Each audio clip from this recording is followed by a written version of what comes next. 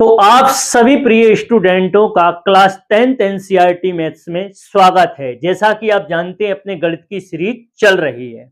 आज अपन प्रश्नावली 3.2 के सेकंड प्रश्न क्रमांक 2 का ये आपका चौथा सवाल है। मैं आपको एक बार सबसे पहले पढ़ के बता देता हूं, इसके बाद आपको इसे हल करना सिखाता हूं कि आप कैसे हल करोगे। एक नगर में टैक्सी के भाड़े में एक नियत भाड़े के अतिरिक्त चली गई दूरी पर भाड़ा सम्मिलित किया जाता है।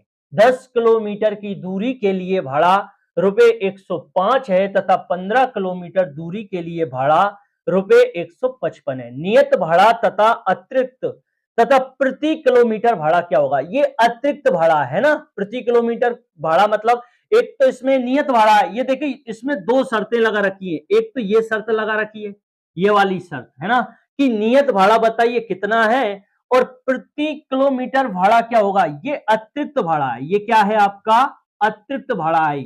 ये क्या है? अतिरिक्त भाड़ा है। मतलब इसमें दो चीजें पूछी है उसने, एक तो पूछा है आपसे नियत भाड़ा क्या होगा और एक पूछा है प्रति किलोमीटर भाड़ा, मतलब कि अतिरिक्त भाड़ा कितना होगा। समझे? एक व्यक्ति को 25 किलोमीटर यात्रा के लिए कितना भाड़ा देना होगा, मतलब टोटल यात्रा उसने बता दी है कि भाई जो अतिरिक्त दूरी चलेगा वो टोटल कितनी चलेगा, वह 25 किलोमीटर चलेगा। देखिए हर टैक्सी हर बस का एक फिक्स एक अमाउंट होता है कि अगर आप बस में बैठ गए, चाहे आपने यात्रा की हो चाहे यात्रा ना की हो, लेकिन हर टैक्सी का बस का एक नियत भाड़ा है। अगर आप उसमें बैठे तो आपको कितने रुपए? 10 रुपए मान के चलिए, उसने फिक्स कर रखे हैं कि आप बस में बैठ गए या टैक्सी में बैठ गए तो 10 रुपए तो लगेंगे ही लगेंगे। तो ये तो एक निश्चित भाड़ा है। लेकिन अब बोलोगे कि मुझे 10 किलोमीटर आगे जाना है तो फिर ये अतिरिक्त भाड़ा लगेगा। यहां से वो 10 तो आपको देने ही पड़ेंगे बैठने के। अब यहां से पर किलोमीटर के हिसाब से वो उसका अमाउंट कितना उसने फिक्स किया है वो आपको अलग से देना होगा। जैसे कि अगर उसने 1 रुपए 1 किलोमीटर पर फिक्स किया होगा तो आप 10 किलोमीटर गए तो 10 रुपए अतिरिक्त देना होगा।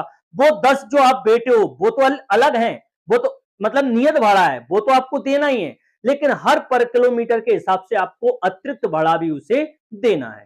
ठीक है, अब आपको जब अपन इस सवाल को करेंगे तो आपको और अच्छा क्लियर समझ में आ जाएगा। चलिए अब अपन देखते हैं। सबसे पहले अपन इस सवाल को यहीं से पकड़ेंगे, है ना, यहां से कोई मतलब नहीं है, नीचे वाली लाइन से कुछ भी समझ में आपको आएगा ही नहीं। एक व्यक्ति को 25 किलोमीटर यात्रा के लिए कितना भाड़ा देना होगा? उसने तो यात्रा जरूर बताई है कि टोटल यात्रा 25 किलोमीटर है। ठीक है, ये अतिरिक्त है, मतलब अतिरिक्त अतिरिक्त यात्रा है। अब सबसे पहले क्या, ये से यहां से पकड़ो, नियत भाड़ा मान लेते हैं अपन, ना तो आपको पता है नियत भाड़ा ना मुझे पता है, तो ऐसी स्थिति में गणित की भाषा में क्या कर लेते हैं अपन, मान लेते हैं कि भाई कुछ भी मान लो। ठीक है, तो अपन क्या सबसे पहले आप क्या लिखोगे? हल। तो सबसे पहले आपने लिख दिया हल। हल में क्या लिखोगे? नियत माना माना माना नियत नियत भाड़ा नियत भाड़ा। ठीक है, मान लिया नियत भाड़ा x रुपए है। ठीक है, क्या है? x रुपए है। ठीक, अब लिखोगे तथा तथा अतिरिक्त भाड़ा अतिरिक्त अतिरिक्त भाड़ा भाड़ा अतिरिक्त भाड़ा y रुपए है।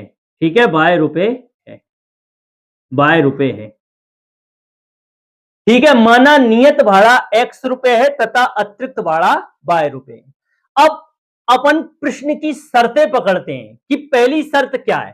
पहली शर्त उसने ये बना रखी है कि 10 किलोमीटर की दूरी के लिए भाड़ा रुपए कितना देना होगा? 105 रुपए। पहली शर्त उसने यही बना रखी है कि भाई 10 किलोमीटर की दूरी के लिए आपको कितना भाड़ा देना पड़ेगा? 105 रुपए। इस लाइन को आप लिख लो, है ना। सबसे पहले लिखना प्रश्नानुसार। क्या लिखोगे? प्रश्नानुसार, प्रश्नानुसार। ठीक है, प्रश्नानुसार। फिर आप शर्त पहली लिख लेना, शर्त शर्त पहली। ठीक है, शर्त फर्स्ट क्या है? 10 किलोमीटर दूरी के लिए भाड़ा रुपए 105 है, तो आप लिखोगे यहां 10 किलोमीटर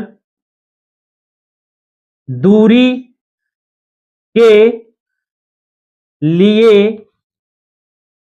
लिए भाड़ा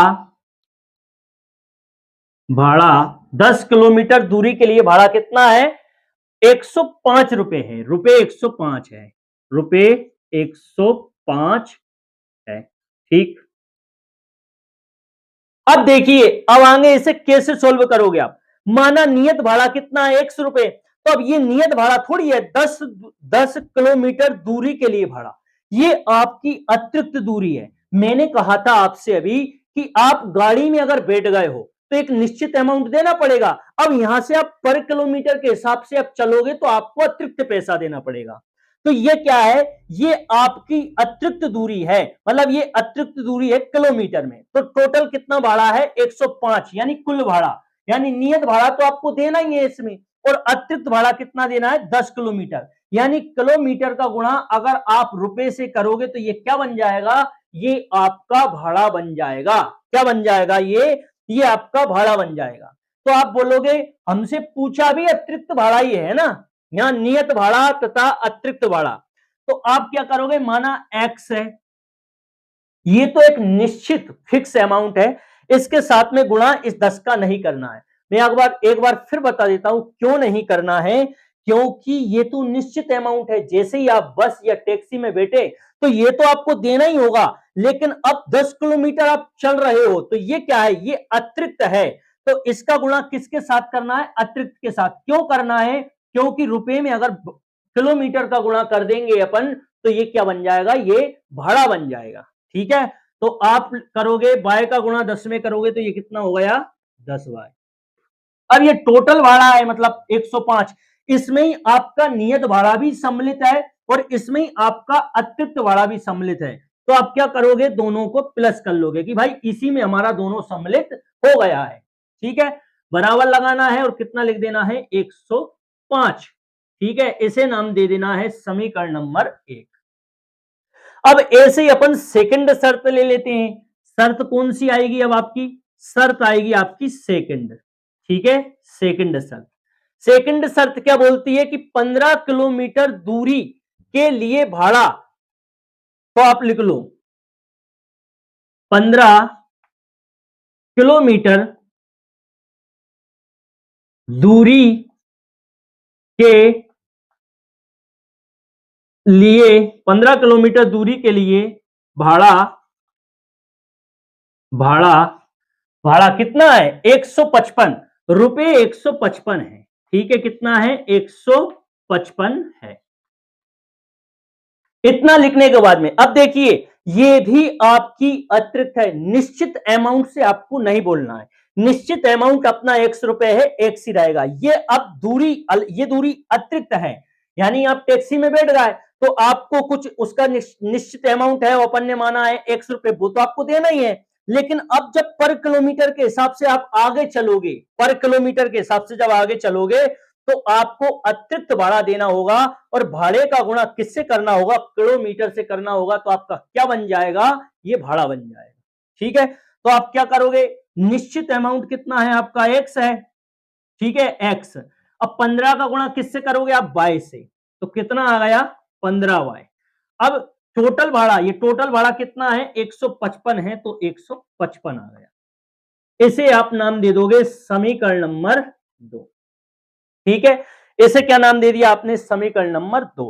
अब आप यहां लिख दो समीकरण 1 व 2। समीकरण समीकरण 1 व 2। समीकरण 1 व 2। तो समीकरण 1 क्या बोलती है? x plus 10y, x plus 10y बराबर कितना आ गया? 105, है ना? कितना है? 105।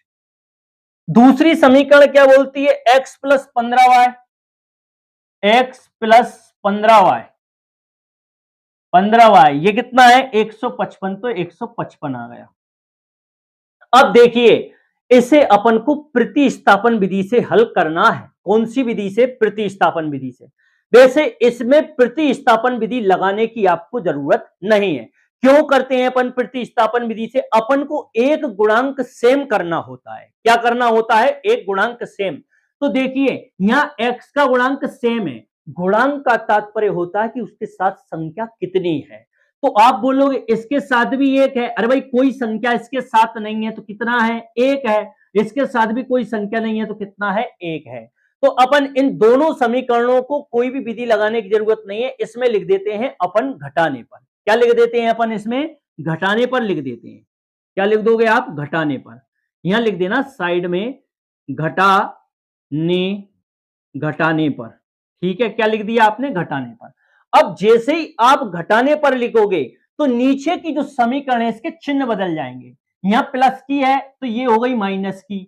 यहां ये किसकी है? प्लस की। ये भी काय की हो गई? माइनस की। यहां ये काय की है? प्लस की। तो ये भी काय की हो गई? माइनस की।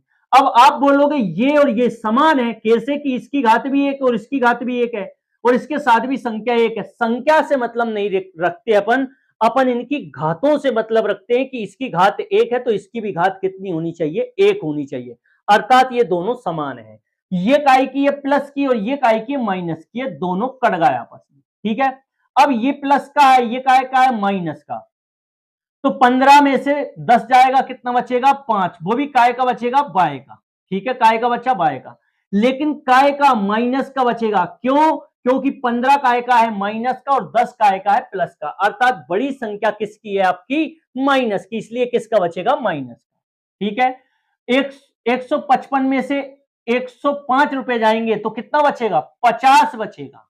लेकिन काय का बचेगा? माइनस का। क्यों? क्योंकि बड़ी संख्या किसकी है? माइनस की। माइनस, इस माइनस से ये माइनस काट दिया। ये दोनों काय में है? गुणा में। तो ये 5 कहां चला जाएगा? बटे में। तो बाय ऐसा ही रहा 5 और बटे में कितना आ गया आपका? ये वाला 5। ठीक है। 50, अब 50 में इस 5 से भाग दोगे तो 5 एकम 5। तो बाय का मान कितना आ गया? बाय का मान आ गया आपका 10 रुपए। ठीक है। ये क्या आया है? ये रुपए आया है, रुपए। ठीक है। अब आपने क्या माना था? अतिरिक्त भाड़ा कितना माना था? बाय। अर्थात अतिरिक्त भाड़ा आपको कितना देना पड़ रहा है? 10 रुपए। ठीक है। अब इसी मान को कहां रखना है? आपको समीकरण 1 में रख देना, चाहे आप समीकरण 2 में रख देना। अब वो आपकी इच्छा पे डिपेंड करता है आप किस में रखोगे, है ना। लेकिन आंसर दोनों से आ जाएगा, पहली से भी आ जाएगा और दूसरी से भी आ जाएगा। तो आप लिखोगे y का मान, y का मान समीकरण, समीकरण y का मान समीकरण 1 में, 1 में रखने पर, रखने पर, रखने पर। अब समीकरण 1 क्या बोलती है आपकी? समीकरण 1 बोलती है x, x प्लस का 10y, 10y और बराबर का 105 रुपए। ठीक है। क्या है? 105 रुपए। अब y को हटाना है। y की जगह क्या? ये दोनों गुणा में है तो y का मान कितना है? 10 है। तो यहां गुणा लगा देंगे अपन। x आपका ऐसा ही रहा प्लस 10 ऐसा ही आ गया गुणा y का मान कितना है? 10। तो आपने कितना लिख दिया? 10 बराबर 105। ठीक है। 105 है ये, है ना। अब देखिए 10 और 10 का गुणा हो गया, कितना हो गया? 100। प्लस लगाए आएंगे प्लस, तो ये एक्स ऐसा ही आ गया। बराबर लगा दोगे, कितना आ गया? 105 आ गया। अब इस 100 का पक्षांतरण करके आपको इधर लाना है। ठीक है। क्या लिखोगे? पक्षांतरण, पक्षांतरण करने पर। ठीक है। तो एक्स आपका ऐसा ही रहा, बराबर लगा दोगे 105 लिख दोगे। ये 100 यहां किसका है? प्लस का। इधर आके काय का हो गया? माइनस का। 105 में से 100 गया, कितना आ गया? 5 रुपए। ये आपका नियत भाड़ा आ गया है। ये क्या आ गया है? नियत भाड़ा। अब आप लिख देना नियत भाड़ा 5 रुपए है। आप यहां लिख देना नियत भाड़ा, नियत भाड़ा 5 रुपए, 5 रुपए है, 5 रुपए है। और अतिरिक्त भाड़ा, अतिरिक्त, अतिरिक्त भाड़ा भाड़ा 10 रुपए है, अतिरिक्त भाड़ा 10 रुपए है। ठीक है, ये आपका क्या है, यही आपका उत्तर है, यही क्या है आपका उत्तर। उम्मीद है सभी प्रिय स्टूडेंटों को ये समझ में आ गया होगा। अब आपको एक से इसे 2 बार देख लेना तो आप और अच्छा क्लियर हो जाएगा। जैसा कि आप सभी प्रिय स्टूडेंट जानते हैं कि अपनी एनसीईआरटी कक्षा 10th क्लास के लिए मैथ की सीरीज चल रही है। आज प्रश्नावली 3.2 का अपन सेकंड का 5वां सवाल हल करेंगे और मैं आपको इसे करना सिखाता हूं। सबसे पहले मैं आपको एक बार इसे पढ़ देता हूं तो आप समझ लेना क्या है। यदि किसी भिन्न के अंश और हर दोनों में 2 जोड़ दिए जाएं तो वह 9/11 यानी 9/11 हो जाती है। यदि अंश और हर दोनों में 3 जोड़ दिए जाएं तो वह 5/6 हो जाती है। वह भिन्न ज्ञात कीजिए। सबसे पहले आप एक बात ये याद रखना कि भिन्न में अंश हमेशा ऊपर होता है और हर हमेशा नीचे होता है। तो वह भिन्न पूछ रहा है तो आपको अंश ना तो आपको मालूम है कि उसका अंश कितना है और ना ही आपको हर मालूम है कि कितना है, ना ही मुझे मालूम है। तो ऐसी स्थिति में क्या करते हैं, अपन मान लेते हैं कि माना उस भिन्न का अंश x है तथा हर y है। ठीक है, क्या लिखोगे, सबसे पहले आप लिखोगे हल। हल लिखने के बाद में क्या लिख दोगे आप, दिया है। ठीक है, क्या लिखोगे आप, दिया है, दिया है, दिया है। ठीक है, दिया है। अब देखिए, यदि किसी भिन्न के अंश और हर दोनों में 2 जोड़ दिए जाएं, सबसे पहले अंश तो पता करो आप, अंश है क्या, आप जोड़ोगे किसमें है। जब आपको अंश ही मालूम नहीं है तो आप जोड़ोगे किसमें, ना ही तो आपको हर पता है ना ही अंश पता है। तो अपन क्या कर लेंगे, मान लेंगे कि माना माना भिन्न का अंश, भिन्न का भिन्न का अंश, भिन्न का अंश, भिन्न का अंश x है, x है तथा तथा हर हर y है। ठीक है, हर y है। अब शर्त बना लो, अंश और हर दोनों में 2 जोड़ दिए जाए तो वह 9/11 हो जाती है। तो आप सबसे पहले लिखो प्रश्नानुसार, प्रश्नानुसार, प्रश्नानुसार। ठीक है, प्रश्नानुसार। शर्त लिख लो पहली। ठीक है, क्या लिख लोगे, शर्त पहली। पहली शर्त क्या बोलती है, अंश और हर दोनों में 2 जोड़ दिए जाएं। तो आप लिखोगे अंश, अंश और हर हर दोनों में दोनों में दोनों में 2 जोड़ दें, जोड़ दें, जोड़ दें तो वह 9/11 हो जाती है। तो वह 9/11 हो जाती है, हो जाती है, जाती है। ठीक है, अब बोलोगे आप हमको अंश भी पता है और हमको हर भी पता है, कैसे, नहीं दिया था हमने मान लिया। माना भिन्न का अंश x है तथा हर y है, तो अपनी भिन्न कैसे बनती है, तो भिन्न याद रखना, ऊपर लिखोगे आप क्या, अंश, और नीचे क्या लिखोगे आप, हर। ठीक है, नीचे क्या लिखोगे आप, हर। यह भिन्न कहलाती है, बराबर। ठीक है, अब देखिए अंश आपको नहीं दिया गया था, आपने माना है, क्या माना है, x। तो आप अंश के स्थान पर क्या लिख दिया, x लिख दिया। ठीक है, बटे लगा दिया। अब ये हर क्या माना है आपने, y, तो हर के स्थान पर आपने क्या लिख दिया, y लिख दिया। अब क्या बोलता है, अंश और हर दोनों में 2 जोड़ दें, यानी कि अंश में भी क्या करना है आपको, 2 जोड़ने हैं और हर में भी आपको क्या करना है, 2 जोड़ना है। तो आपको वह भिन्न क्या प्राप्त होगी, आपको वह भिन्न 9/11 प्राप्त होगी। ये इस टाइप से सॉल्व होगा। आपको उम्मीद है ये समझ में आ गया होगा। अब यहां क्या करोगे, यहां होगा आपका तिर्यक गुणा। कौन सा गुणा? तिर्यक गुणा, तिर्यक गुणा। ठीक है, क्या करोगे यहां? तिर्यक गुणा। तो तिर्यक गुणा का तात्पर्य इसका जो इधर होगा और इसका इधर होगा, मतलब नीचे का ऊपर होता है और ऊपर का नीचे होता है, इस टाइप से ये तिर्यक गुणा कहलाता है आपका। ठीक है, ये क्या कहलाता है? तिर्यक गुणा। 11 का इस x में करोगे तो इसके साथ संख्या कुछ नहीं है, क्या है? 1। 11 का 1 में किया तो 11 एकम 11 और साथ में क्या है? x, तो x लगा दिया। प्लस लगाओगे, 11 का 2 में गुणा करोगे तो क्या आ गया? 11 दूनी 22, बीच में बराबर लगा है, बराबर लगा दिया।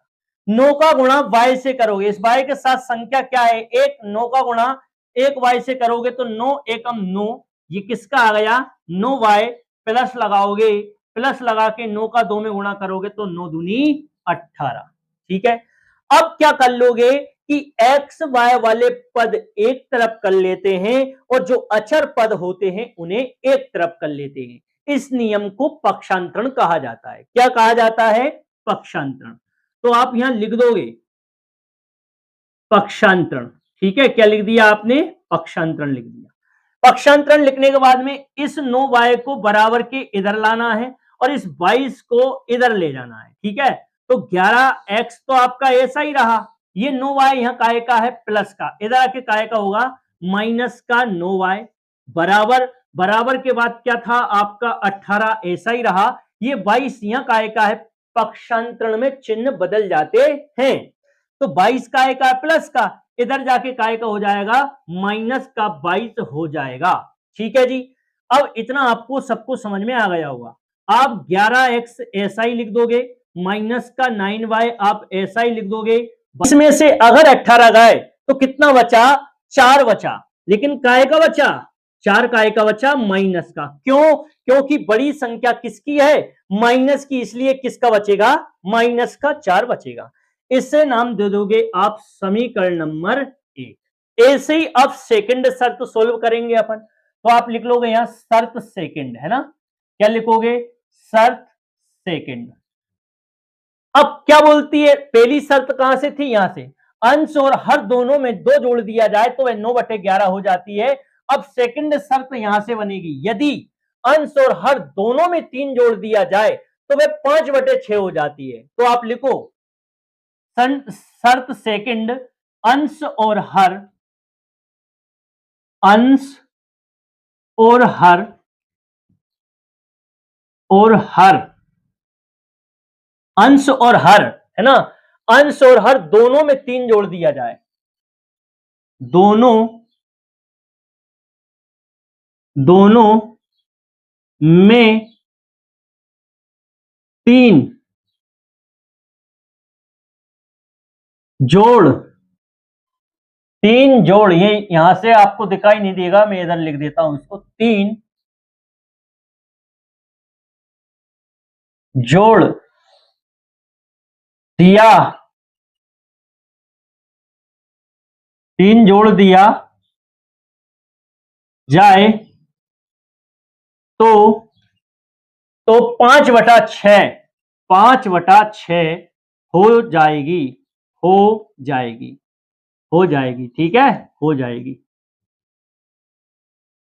ये कुछ भी नहीं है, यहां वो नहीं आता इसलिए मैंने इसे हटा दिया है, यहां कुछ भी नहीं है।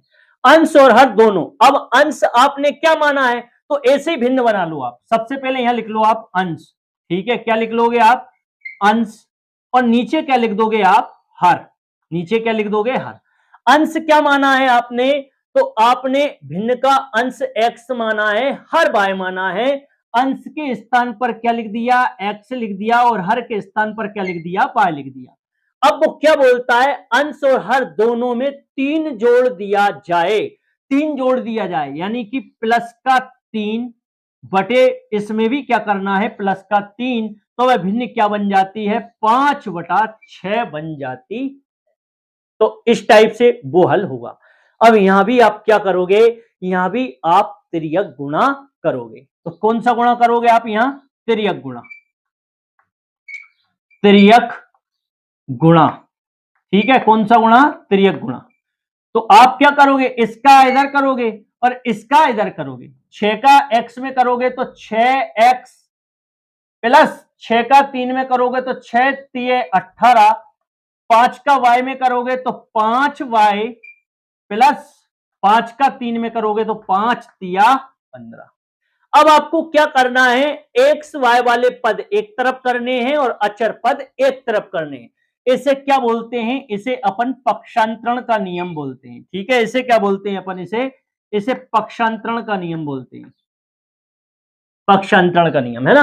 तो आप बोलोगे ये 18y इधर चला जाएगा और 5y इधर आ जाएगा, तो 6x आपका ऐसा ही रहा, 5y यहां प्लस का था इधर आ गया तो माइनस का 5y बराबर, बराबर के बाद 15 था तो 15 ऐसा ही रहा, 18 यहां प्लस का इधर आके काय का हो गया माइनस का 18, क्योंकि पक्षांतरण में चिन्ह बदल जाते हैं।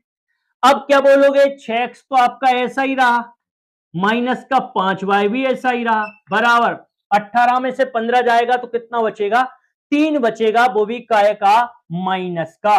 क्यों, क्योंकि बड़ी संख्या किसकी है, माइनस की। इसे नाम दे देंगे अपन समीकरण नंबर 2। अब अपन लिखेंगे समीकरण 1 व 2, है ना। क्या लिखोगे आप, अब लिखोगे समीकरण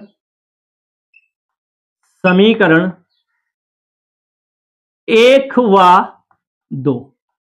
अब समीकरण 1 क्या बोलती है, 11x माइनस का 9y, 11x माइनस का 9y बराबर माइनस का 4। इसे लिख दो 6x माइनस का 5y बराबर का माइनस का 3। यह है आपकी समीकरण नंबर 1 और यह आपकी समीकरण नंबर 2।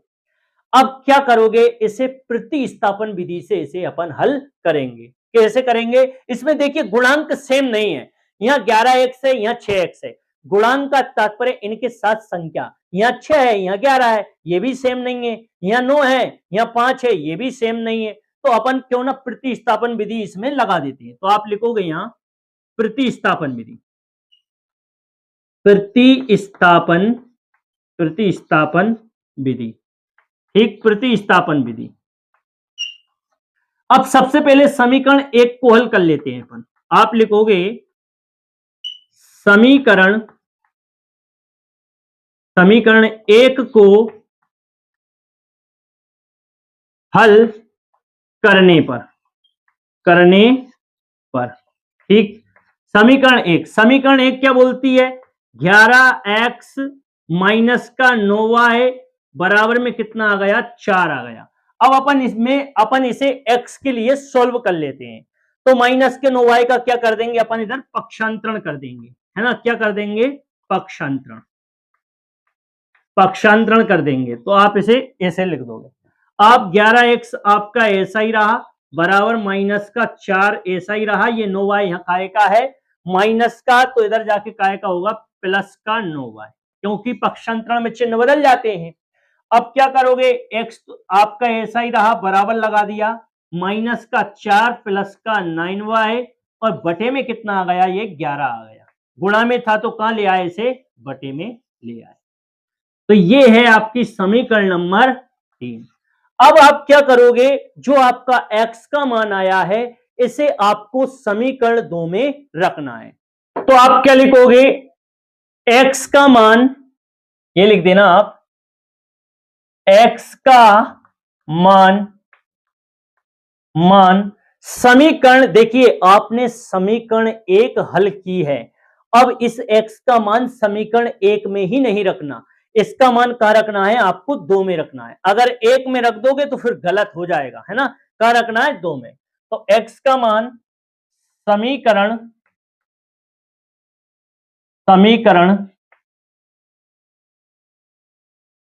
2 में रखने पर समीकरण 2 क्या बोलती है आपकी, समीकरण 2 बोलती है कि 6x माइनस का 5y बराबर का माइनस का 3, ठीक है। x को हटाना है, तो x तो आपका ऐसा ही रहा, गुणा लगा दिया, x की जगह क्या लिखना है, माइनस का 4, तो माइनस का 4 प्लस का 9y प्लस का 9y बटे लगा दिया और बटे में कितना है 11 तो 11 लिख दिया। ठीक है, माइनस ये ऐसा ही रहा, इसे गुणा लगा दो, ये अगर गुणा लगा दो तो फिर मतलब जैसे गुणा हटा दिया तो कोष्टक लगा देना, तो भी मतलब कोष्टक भी गुणा का ही काम करता है। माइनस 5y बराबर माइनस का 3। अब इस 6 का गुणा ऊपर करना है, माइनस के 4 में प्लस के 9y में, ये माइनस का 4 है तो 6 का गुणा 4 में करोगे माइनस के में तो 6 चौके 24, काय का माइनस का, प्लस लगा, प्लस है प्लस लगा दिया। 6 का गुणा 9 में करोगे 6 9 में 54, काय का y का, बटे में क्या है 11 है, माइनस 5y बराबर माइनस का 3। अब इस 11 को हट, वैसे ये भिन्न बन रही है, आप भिन्न सोल्व करोगे तो आप नहीं कर पाओगे, है ना, क्योंकि ये लंबी चौड़ी संख्या है, गुणा भाग में आप गलती कर बैठोगे। तो सिंपल सा इसका फंडा ये है कि इसका गुणा यहां भी कर दो और इसी 11 का गुणा यहां भी कर दो, फिर इसे नहीं लिखना, ये हट जाएगा, फिर ये भिन्नी है, ये भिन्नी है, ये मैंने आपको अलग तरीके से बता दिया है, सिंपल तरीका है।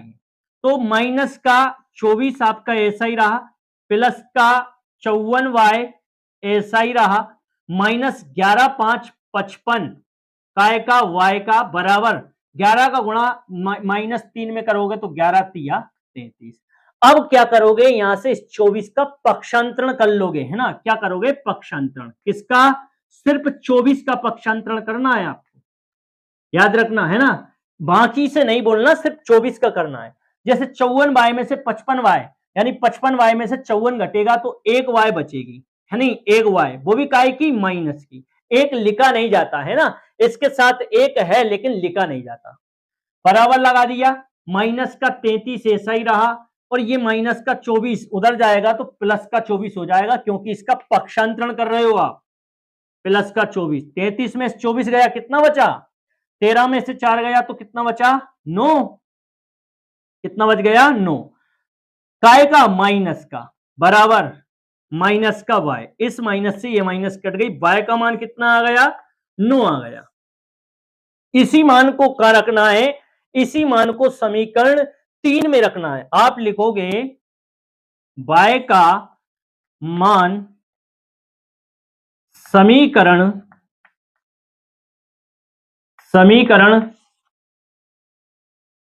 3 में रखने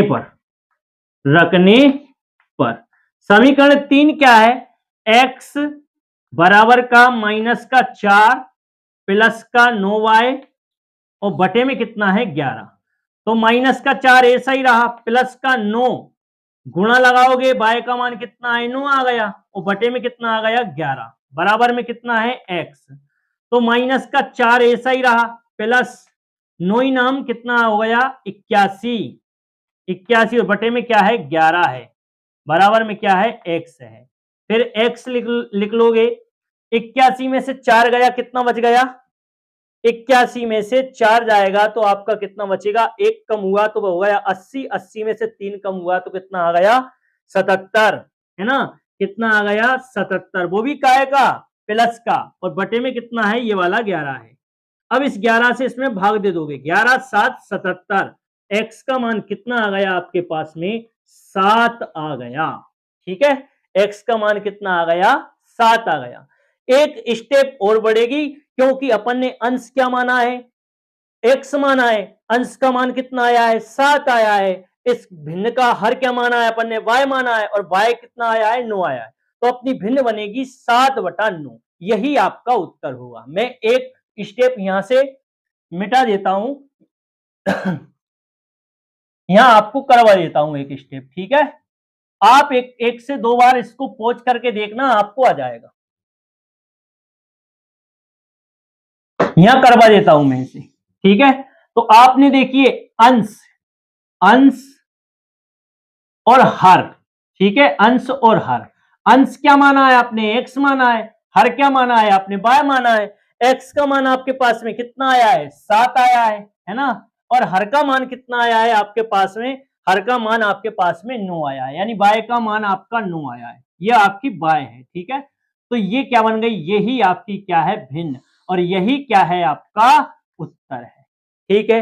उम्मीद है आपको ये क्लियर हो गया होगा। एक से दो बार देखोगे तो क्लियर हो जाएगा। सभी प्रिय स्टूडेंटों का एक बार से फिर स्वागत है। जैसा कि आप जानते हैं अपनी प्रश्नावली 3.2 कक्षा 10th के लिए एनसीईआरटी मैथ्स की सीरीज चल रही है।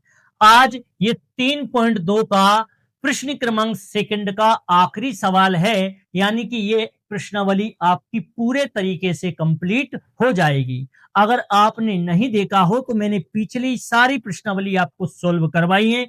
इस प्रश्नावली के भी सारे सवाल मैंने हल करवाए हैं, तो आप उन सभी को जाकर देखें। इस प्रश्नावली में से एक सवाल आपको आपकी फाइनल परीक्षा में देखने को जरूर मिलेगा। ठीक है, अब चलते हैं अपन आखिरी सवाल पर। तो देखिए, 5 वर्ष बाद जेकब की आयु उसके पुत्र की आयु से 3 गुनी हो जाएगी। 5 वर्ष पूर्व, ये एक शर्त बन गई। यहां तक क्या बन गई? इस जगह तक आपकी एक शर्त हो गई। यहां से ये आपकी अलग शर्त है कि 5 वर्ष पूर्व जेकब की आयु उसके पुत्र की आयु से 7 गुनी हो जाएगी। तो सबसे पहले देखिए उनकी वर्तमान आयु क्या है। ना तो आपको जेकब की वर्तमान आयु पता है और ना ही उसके पुत्र की वर्तमान आयु पता है, तो क्या करोगे आप? मान लोगे, है ना। तो आप पहले सबसे पहले क्या लिखोगे? हल करने के बाद में क्या लिखोगे? दिया है लिखने के बाद में आप लिख देना माना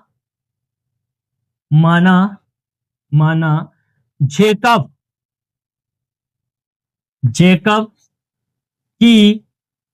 की वर्तमान उम्र, वर्तमान आयु x वर्ष है। ठीक है, वर्तमान आयु क्या है? x वर्ष है। तथा उसके पुत्र की वर्तमान आयु, तथा उसके पुत्र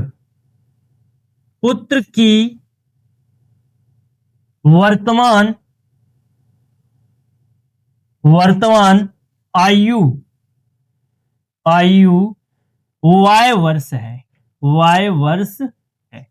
ठीक है, इतना उम्मीद है आप सभी को समझ में आ गया होगा। नहीं पता था हमने जेकब की वर्तमान आयु क्या है, वो दोनों की पूछ रहा है, उनकी वर्तमान आयु क्या है, तो उसने जेकब की वर्तमान आयु भी पूछा है और उसने उसके पुत्र की भी वर्तमान आयु पूछा है। तो अब वर्तमान आयु जब आपको मालूम नहीं है तो क्या करते हैं? अपन मान लेते हैं। अब अपन पहली शर्त लिख लेते हैं 5 वर्ष बाद, है ना। तो अपन लिखोगे आप प्रश्न अनुसार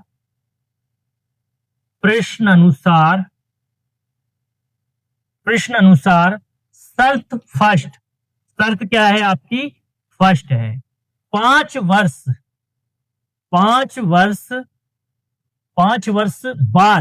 वर्ष बाद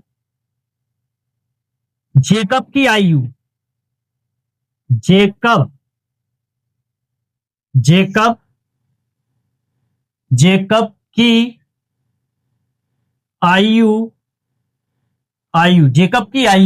उसके पुत्र की 3 गुनी होगी।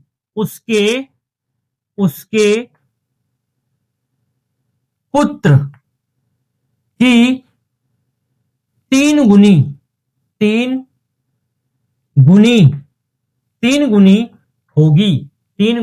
होगी। ठीक है, 3 गुनी होगी। ये लाइन मैंने कहां से नोट की है? ये मैंने यहां से नोट की है, 5 से लेके और यहां तक नोट की है। अब देखिए, मैं आपको थोड़ा सा एक पहले समझा देता हूं। जैसे मैंने कहा मेरी वर्तमान उम्र आज 20 वर्ष है। कितनी है? 20 वर्ष।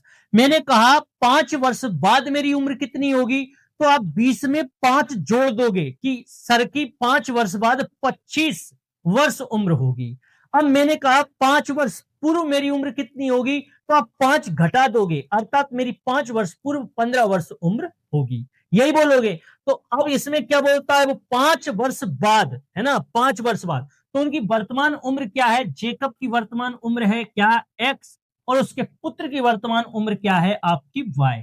ठीक है, जेकब की है x और उसके पुत्र की कितनी है? y। अब 5 वर्ष बाद, अब बाद के लिए हमेशा याद रखना प्लस करना है। तो आप क्या करोगे कि 5 वर्ष बाद, अब देखिए जैसे मैंने कहा एक मेरा पुत्र है 10 वर्ष का और मैं हूं मैं हूं 15 वर्ष का, मेरा पुत्र 10 वर्ष का है, मैं हूं 15 वर्ष का। तो जितनी उम्र मेरी बढ़ रही होगी उतनी उम्र मेरे पुत्र की भी बढ़ रही होगी। बढ़ेगी कि नहीं बढ़ेगी? अगर 5 वर्ष उसका पिता बड़ा है तो 5 वर्ष उसका पुत्र भी बढ़ेगा। ये तो है नहीं कि उसका पुत्र 10 ही साल का रहेगा और उसका पिता ही पिता बढ़ता रहेगा, ऐसा नहीं है ना। तो दोनों की उम्र बढ़ेगी। तो आप बोलोगे कि भाई 5 वर्ष बाद अगर ले जाना है तो पुत्र भी जाएगा और पिता भी जाएगा, यानी दोनों में, पिता और पुत्र दोनों में क्या करना पड़ेगा? 5 वर्ष आपको जोड़ना पड़ेगा। तो आपने क्या कर दिया? यहां भी 5 जोड़ दिया और यहां भी 5 जोड़ दिया। अब स्वाभाविक बात है, देखिए यहां क्या लगाओगे? आप बराबर लगाओगे। बराबर लगाने के लिए इन दोनों पदों का क्या होना चाहिए? बराबर होना चाहिए। तो ऑलरेडी पिता तो बड़ा होगा, होगा कि नहीं होगा? क्या पुत्र उसके बराबर होगा? नहीं होगा। तो इसे बराबर करना है। जब तुमने इस पद को इसके बराबर लिखा है तो इसे बराबर करने के लिए क्या कर दोगे? आयु। अब देखिए, जेकब की आयु उसके पुत्र, पुत्र की 3 गुनी है। ये 3 गुनी किसके साथ लिखा है? पुत्र के साथ। तो गुनी का अर्थ होता है गुणा, और 3 का गुणा किसके साथ करना है? पुत्र। और कोष्टक गुणा का ही काम करता है, और कितने का गुणा करना है? 3 का। इस टाइप से ये समीकरण आपकी बनेगी। ये आपकी पहली शर्त यहां बन चुकी है। अब क्या करेंगे? अपन इसका गुणा भाग करेंगे। तो x प्लस वाई ऐसा ही रहा, बराबर 3 का गुणा y से करोगे तो क्या आ गया? 3y, प्लस लगा दिया। 3 का गुणा 5 से किया तो 5 है 15। अब चर चर पद एक तरफ होते हैं, अचर पद एक तरफ होते हैं। तो आप बोलोगे सर इस 3y को उठा के इधर लाना है और इस 5 को उठा के इधर ले जाना है। ठीक है, इस 3y को यहां लाना है और इस 5 को इधर ले जाना है। इसे क्या बोलते हो? इसे अपन बोलते हैं पक्षांतरण। क्या बोलते हो इसे? आप पक्षांतरण बोलते हो। तो x तो आपका ऐसा ही रहा। अब 3y यहां काय का है? प्लस का, इधर आके काय का होगा? माइनस का। क्यों? क्योंकि पक्षांतरण में चिन्ह बदल जाते हैं। तो अब बराबर लगा दिया, तो बराबर के बाद कितना था? 15, ऐसा ही रहा। ये 5 या काय का है? प्लस का, इधर आके काय का होगा? माइनस का, है ना। तो ये चिन्ह बदल गया। x आपका ऐसा ही रहा, 3y आपका ऐसा ही रहा, बराबर 15 में से 5 गया, कितना बचा? 10। ये हो गई आपकी समीकरण नंबर 1। ठीक है, उम्मीद है सभी प्रिय स्टूडेंटों को यहां तक समझ में आ गया होगा। अब चलते हैं अपन शर्त सेकंड पर। तो आप यहां शर्त सेकंड डाल देना। शर्त सेकंड क्या बोलती है? शर्त सेकंड 5 वर्ष पूर्व, है ना, 5 वर्ष पूर्व, 5 वर्ष पूर्व, 5 वर्ष पूर्व जेकब की आयु, जेकब की आयु, आयु जेकब की आयु उसके पुत्र की, उसके पुत्र की, पुत्र की आयु से, पुत्र की आयु से 7 गुनी, 7 गुनी, गुनी 7 गुनी थी, 7 गुनी थी। ठीक है, ये अपनी सेकंड शर्त है प्रिय स्टूडेंटों। ये अपनी कौन सी सेकंड शर्त है? तो आप बोलोगे सर हमने उनकी वर्तमान, देखिए आपको अगर जोड़ना है तो भी वर्तमान से ही जोड़ना है और आपको घटाना है तो भी वर्तमान से ही घटाना है। तो आप बोलोगे कि हमने जेकब की वर्तमान आयु क्या मानी है सर? तो हमने जेकब की वर्तमान आयु x मानी है और हमने उसके पुत्र की वर्तमान आयु कितनी मानी है? 5 y मानी है। तो अब 5 वर्ष पूर्व इन दोनों को ले जाना है, यानी कि जो पिता है वो भी 5 वर्ष कम होगा और जो पुत्र है वो भी 5 वर्ष कम होगा। तो आप क्या करोगे? अब पूर्व के लिए माइनस करते हैं, माइनस का 5 और माइनस का 5। ठीक है, इसे भी को इसे, अब ये दोनों को क्या करना है? अब देखिए ये 7 गुनी, गुनी का तात्पर्य गुणा, और 7 का गुणा किसके साथ होगा? तो देखिए ये लाइन किसके साथ जुड़ रही है? पुत्र के साथ जुड़ रही है। पुत्र की 7 गुनी, यानी किसकी 7 गुनी? पुत्र की 7 गुनी। तो क्या लगा देना है आपको? बराबर लगा देना है। उम्मीद है यहां तक आपको समझ में आ गया होगा। अब x आपका ऐसा ही रहा, माइनस का 5 ऐसा ही रहा, बराबर 7 का गुणा y से किया है तो क्या आ गया? 7y, माइनस 7 का गुणा 5 से कर दिया तो 7 पंजे 35।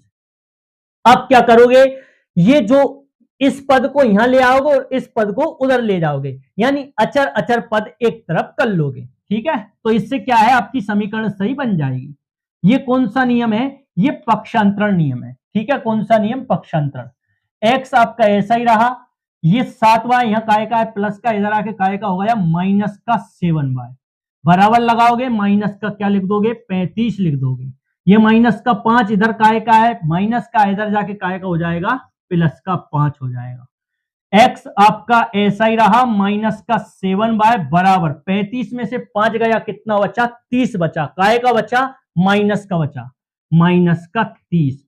इसे नाम दे दोगे आप समीकरण नंबर 2। उम्मीद है यहां तक आपको सभी को समझ में आ गया होगा। अब लिखेंगे अपन समीकरण 1 व 2 से, समीकरण 1 व 2 से। समीकरण 1 क्या बोलती है, x माइनस का 3y, x माइनस का 3y बराबर लगा है, बराबर लगा दिया 10। दूसरी समीकरण क्या बोलती है, x माइनस का 7y बराबर माइनस का 30।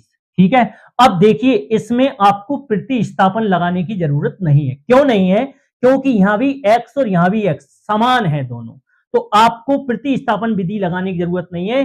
सिर्फ कितना लिखना पड़ेगा आपको, इतना सा लिखना पड़ेगा घटाने पर, घटाने पर, घटाने पर। तो इनके चिन्ह बदल जाएंगे, ये माइनस का 3 काय का हो जाएगा प्लस का, ये 7y काय का है माइनस का, ये काय का हो जाएगा प्लस का, और ये काय का है प्लस का, ये काय का हो जाएगा माइनस का।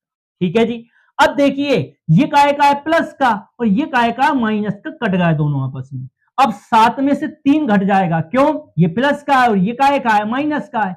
7 में से 3 गया, कितना बचा 4 बचा, काय का बचा प्लस का बचा, और साथ में क्या है बाय, तो बाय आ गया बराबर। अब ये 30 माइनस का नहीं है प्लस का है, 30 और 10 कितना हो गया 40 हो गया, है ना। बाय आपका ऐसा ही रहा, बराबर का 40, और ये 4 कहां चला गया बटे में, 4 एकम 4, बाय का मान कितना आ गया 10 आ गया। कितना आ गया बाय का मान 10। अब क्या लिखोगे, बाय के मान को समीकरण 1 में रखने पर, समीकरण ये आपकी 1 है ना, ये समीकरण नंबर 1 है और ये आपकी समीकरण नंबर 2 है। तो आप लिखोगे बाय का मान, बाय का मान समीकरण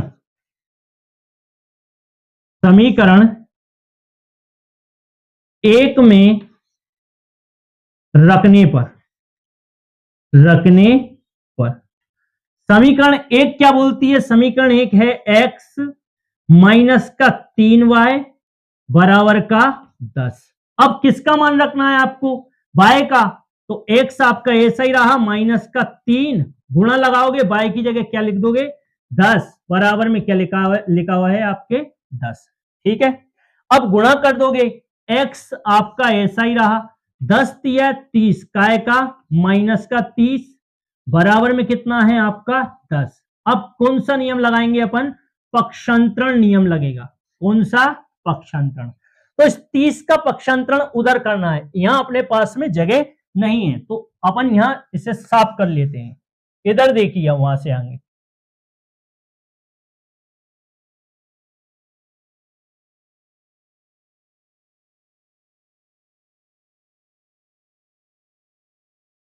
तो वहां से आएंगे आप, यहां देखिए इस डिब्बे में, तो x तो आपका ऐसा ही रहा, ठीक है, ये 30 उधर जाएगा, बराबर लगा दोगे, ये 10, ये बराबर के बाद 10 था, ये 30 बराबर के इधर जाएगा, यहां काय का है माइनस का, उधर जाएगा तो काय का हो जाएगा प्लस का 30, और 30 और 10 कितना हो गया 40, क्या हो गया 40 वर्ष, 40 वर्ष। और सामने क्या है x बराबर कितना आ गया 40, कितना आ गया 40, और y बराबर कितना आ गया, y बराबर आ गया आपका 10 वर्ष, कितना आ गया 10 वर्ष। ठीक है, y बराबर कितना आ गया 10 वर्ष। अब आपने उसके जेकब की आयु क्या मानी थी 40, तो आप लिखोगे x मानी है ना, तो x का मान कितना आया 40, तो जेकब की आयु कितनी है वर्तमान, तो आप लिखोगे यहां जेकब की वर्तमान आयु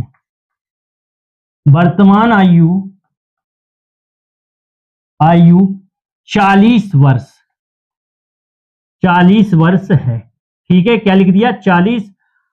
और जेकब के पुत्र की वर्तमान आयु, जेकब के पुत्र की वर्तमान आयु 10 वर्ष है, 10 वर्ष है, 10 वर्ष है। ठीक है, यही क्या है आपका, यही आपका उत्तर है। तो आप सभी का ये उम्मीद है ये पूरा सवाल आपको समझ में आ गया होगा। अगर नहीं आए एक बार में तो इसे आप 1 से 2 बार देख लेना, तो पूरे तरीके से अच्छे से क्लियर हो जाएगा। अब मैंने सभी सवाल 3.2 प्रश्नावली खत्म अपनी हो चुकी है। अगर ये चीजें आपको पसंद आए तो वीडियो को लाइक करना है, चैनल को शेयर ज्यादा से ज्यादा करना है और चैनल को सब्सक्राइब करना है। आप सभी प्रिय स्टूडेंटों का धन्यवाद देखने